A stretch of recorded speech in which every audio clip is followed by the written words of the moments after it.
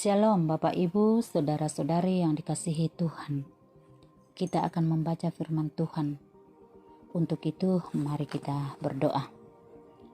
Ya Tuhan, kami mengucap syukur karena Tuhan masih memberi kesempatan kepada kami untuk membaca firman-Mu.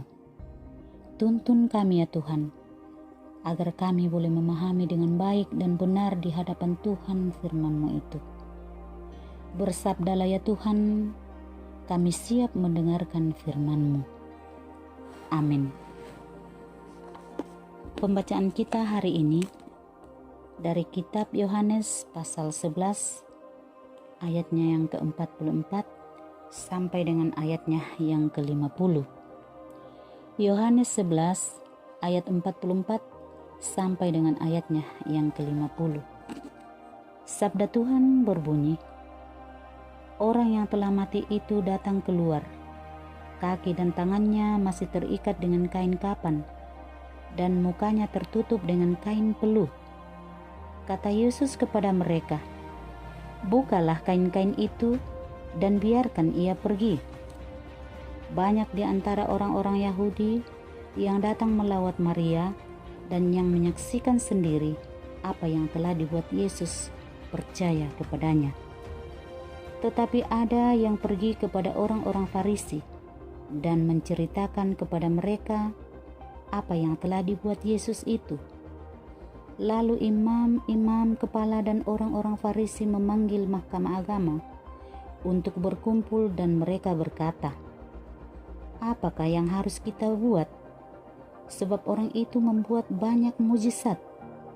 Apabila kita biarkan dia, maka semua orang akan percaya kepadanya, dan orang-orang Roma akan datang dan akan merampas tempat suci kita serta bangsa kita. Tetapi seorang di antara mereka, yaitu Kayafas, imam besar pada tahun itu, berkata kepada mereka, kamu tidak tahu apa-apa, dan kamu tidak insaf bahwa lebih berguna bagimu jika satu orang mati untuk bangsa kita daripada seluruh bangsa kita ini binasa. Amin. Demikian firman Tuhan. Saudara-saudara yang seiman dan sepengharapan di dalam Kristus Yesus, renungan kita hari ini, kesaksian dalam pengorbanan. Bak tunakualan bahasa Toraya, tontong mendadi sakbi, moy annalan agan mabanda. Pada salah satu siaran televisi, pernah ditayangkan bagaimana keadaan sulit yang pernah dialami oleh Bapak Insinyur Soekarno, mantan Presiden Republik Indonesia, karena dituduh terlibat dalam peristiwa gerakan 30 September PKI. Beberapa orang berupaya memberikan dukungan untuk melakukan perlawanan kepada pihak yang menuduhnya. Namun ia tidak menginginkan hal itu, karena baginya itu dapat merusak keselamatan bangsa.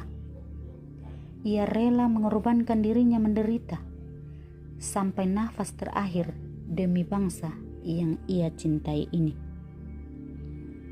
Firman Tuhan yang kita baca hari ini mengisahkan respon orang-orang setelah Lazarus dibangkitkan, di mana ada yang makin percaya kepada Tuhan Yesus, berbeda dengan orang Farisi dan imam-imam kepala. Mereka justru menyusun rencana bagaimana agar Yesus disingkirkan dari tengah-tengah rakyat. Sebab menurut pandangan mereka, bahwa Yesus ini ancaman besar dalam situasi politik waktu itu. Bagi mereka Yesus harus mati untuk bangsa itu. Menurut pendapat Kayafas sebagai yang menjabat iman besar waktu itu, perlulah Yesus dikorbankan untuk menyelamatkan bangsa Yahudi dari bahaya politik yang ditimbulkan oleh Yesus. Tetapi menurut rencana Allah, kematiannya adalah keselamatan manusia. Itulah bukti kasih Allah bagi dunia ini. Kasih itu melayani dan selalu bersedia berkorban. Sebagai pengikut Kristus, tekanan sering datang menyerang namun kita percaya bahwa Allah turut bekerja dalam berbagai kesulitan dan mengubahnya menjadi sukacita bagi yang tetap mengasihi Allah. Allah hadir setiap keadaan sulit untuk memajukan pemberitaan Injil ke seluruh dunia. Karena itulah kita dipanggil untuk tetap bertahan dan tetap setia bersaksi pada panggilan mulia Allah. Amin. Mari kita berdoa. Terima kasih ya Tuhan atas firman-Mu hari ini. Semoga firman itu menjadi pedoman, suluh dan teladan dalam menjalani hidup ini, sebagaimana pengorbanannya dialami oleh Yesus Kristus. Ampuni salah dan dosa kami ya Tuhan, dan terimalah doa kami yang kami sampaikan hanya di dalam nama Tuhan Yesus yang adalah Tuhan dan Juru Selamat kami. Amin.